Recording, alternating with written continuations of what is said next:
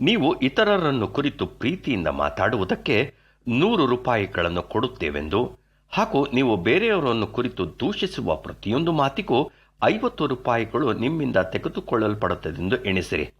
ಆಗ ನೀವು ಧನಿಕರಾಗಿರುವಿರಾ, ಬಡವರಾಗಿರುವಿರಾ? ಸ್ವಲ್ಪ ಯೋಚಿಸಿ ನೋಡಿರಿ. ಭೌತಿಕವಾದ ವಿಷಯಗಳಲ್ಲಿ ಧನಿಕರಾಗುವುದಕ್ಕಾಗಿ ನಾವು ಎಷ್ಟೊಂದು ಲೆಕ್ಕಾಚಾರ, ಆಲೋಚನೆ ಮಾಡುತ್ತಿರುವೆವು ಅಲ್ಲವೇ? ಹೇಗಾದರೂ ಮಾಡಿ ಧನಿಕರಾಗಬೇಕೆಂಬ ಹಂಬಲ ನಮ್ಮದಾಗಿರುತ್ತದೆ. ಇದೆಲ್ಲವೂ ಹೊರಗಿನ ಪ್ರಪಂಚದ ವಿಷಯಗಳಿಗೆ ಸಂಬಂಧಪಟ್ಟದ್ದು. ಆದರೆ ನಮ್ಮ ಮನಸ್ಥಿತಿಯು ಬೇರೆಯೇ ಆಗಿರುತ್ತದೆ. ಪ್ರಿಯರೇ, ಯಾವಾಗಲೂ ನಾವು ಬೇರೆಯವರನ್ನು ಕುರಿತು ಉತ್ತಮವಾದ ಮಾತುಗಳನ್ನು ಆಡುವುದರಿಂದ ನಾವು ಧನಿಕರಾಗಿರುವೆವು.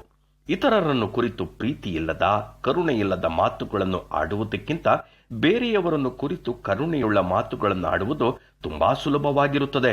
ನಾವೆಲ್ಲರೂ ನಮ್ಮ ಜೀವಿತದ ಒಂದೊಂದು ಭಾಗಗಳಲ್ಲಿ ಬಲಹೀನರಾಗಿರುವೆವು. ಆದರೂ ಈ ಲೋಕದಲ್ಲಿ ಬಲಹೀನರಾದ ಜನರಿಗೆ ಬೇರೆಯವರನ್ನು ಕುರಿತು ಹೊಗಳಿ ಒಳ್ಳೆಯದನ್ನು ಮಾತಾಡುವ ಸುಗುಣವಿರುತ್ತದೆ. ಈ ದಿನಗಳಲ್ಲಿ ನಮ್ಮ ಬಾಯಿಂದ ಬರುವ ಮಾತುಗಳನ್ನು ಕುರಿತು ಬಹಳ ಜಾಗ್ರತೆಯಿಂದಿರೋಣ. ಯಾರನ್ನಾದರೂ ಸೂಚಿಸಿ ಅವರ ತಪ್ಪುಗಳನ್ನು ಎತ್ತಿ ಮಾತಾಡುವ ಸಂದರ್ಭ ಬರುವಾಗ ಅವರನ್ನು ಕುರಿತು ಒಳ್ಳೆಯ ವಿಷಯಗಳನ್ನು ಮಾತಾಡೋಣವೇ? ಹುಚ್ಚು ಮಾತು, ಕುಚೋದ್ಯ ಮಾತು, ಕೆಣಕುವ ಮಾತು ಇವೆಲ್ಲವೂ ಒಳ್ಳೆಯದಲ್ಲ. ಅನೇಕ ಬಾರಿ ನಾವು ಸಿಟ್ಟಿನ ಭರದಲ್ಲಿ ಮಾತಿನಿಂದಲೇ ಅನೇಕರಿಗೆ ನೋವನ್ನುಂಟು ಮಾಡಿದ್ದೇವೆ. ಇದರಿಂದಾಗಿ ಸಂಬಂಧಗಳು ಮುರಿಯಲ್ಪಟ್ಟು ದೇವರಿಂದ ಆಶೀರ್ವಾದದ ಬದಲು ಶಾಪವನ್ನು ಬರಮಾಡಿಕೊಂಡಿದ್ದೇವೆ. ಇದರಿಂದ ಗೊತ್ತಾಗುತ್ತದೆ ನಾವು ಧನಿಕರಾಗಿದ್ದೇವೆಯೋ ಅಥವಾ ಬಡವರಾಗಿದ್ದೇವೆಯೋ ಎಂದು.